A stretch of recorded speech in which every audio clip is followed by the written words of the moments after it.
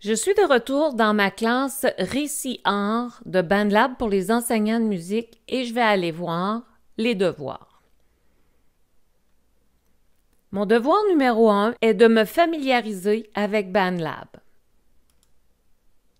Alors, on me propose, comme premier travail, de naviguer à travers les books et de faire une création spontanée de 5 pistes afin que je me familiarise. Je vais donc commencer ce devoir. Je pourrais d'entrée de jeu choisir Browse Loops ici, mais je vais en profiter pour vous présenter l'interface. Alors, lorsqu'on ouvre un nouveau projet dans le studio d'édition, on aura 5 options qui s'offriront à nous. Des instruments MIDI, le drum machine, enregistrer sa voix ou encore un instrument, et on a la possibilité de brancher une guitare ou une basse. On peut importer du MIDI ou de l'audio ou encore naviguer dans les boucles. Comme premier travail, c'est ce qui m'était proposé. Dans ma partie de droite, j'ai toujours le résumé du devoir qui m'est proposé. Je pourrais avoir d'autres options, mais pour l'instant, je me concentre sur les boucles. Il y a toujours plusieurs packs, c'est-à-dire ensemble de boucles qui sont assorties dans la partie de droite. Alors, je vais en choisir un, dont je peux écouter le résumé ici.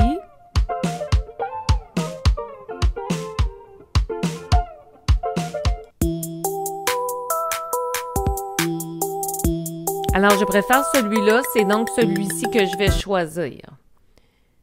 À l'intérieur, on voit qu'il y a plusieurs boucles. Je peux en voir le détail ici. Je pourrais naviguer par instrument. Alors, on voit que le petit chiffre à côté indique le nombre de boucles pour cet instrument. Et je pourrais naviguer par genre.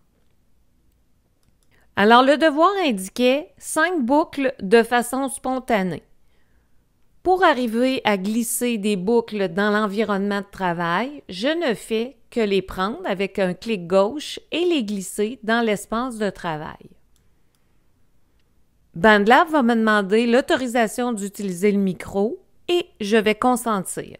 Dans la partie du haut, nous avons la section de transport qui implique évidemment le tempo, la mesure métronomique et un métronome. Je vais aussi avoir des menus et dans mon View, je vais ajuster mon grid size soit à Smart ou encore si je souhaite qu'il s'ajuste à la mesure, je vais sélectionner Mesure. Alors quand je prends ma boucle, par elle-même, elle est magnétisée au début de la mesure. Alors, je vais amener 5 boucles. Évidemment, c'est une bonne idée d'écouter si l'ensemble va bien ensemble.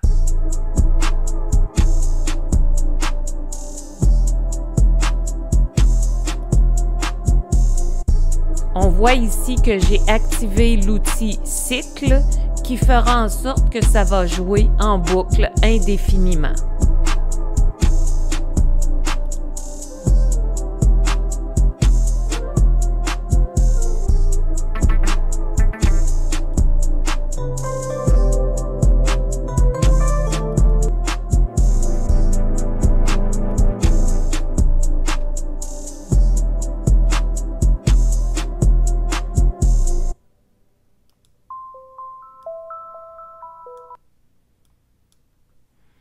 Alors, j'ai inséré mes 5 boucles.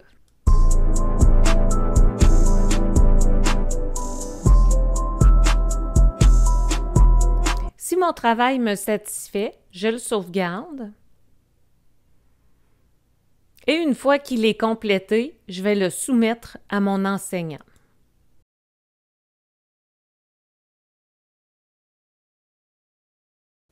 Une fois soumis, je verrai mon travail et je pourrai de nouveau l'ouvrir dans l'éditeur si je souhaite le modifier. Nous allons maintenant basculer dans la vue enseignant. Dans ma vue enseignant, on voit que l'élève que je suis a soumis un travail. Je vais donc aller voir le travail de cet élève.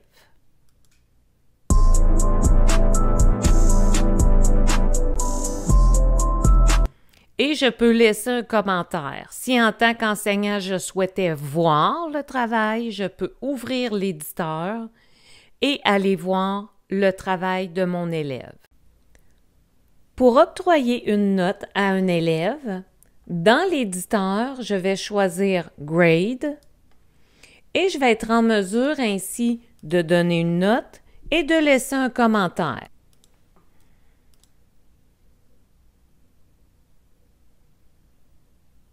Dans mon compte enseignant, je vois la note que mon élève a obtenue. Nous allons maintenant basculer en mode élève. Je vois maintenant en tant qu'élève la note que j'ai reçue.